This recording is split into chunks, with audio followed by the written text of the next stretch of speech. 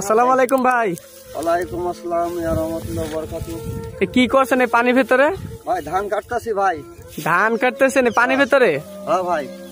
তো ধান সবাই পানির ভিতরে কিভাবে আসলো? ভাই পানিতেই চলাই গেছে ভাই, প্রচুর সময় দিলে ভাই, প্রচুর বৃষ্টি হয়েছে, সময় 10 গ্রাম। তাই পানিতে কি অনেক ক্ষতি হয়েছে নাকি? ভাই ক্ষতি ভালো হয়েছে ভাই।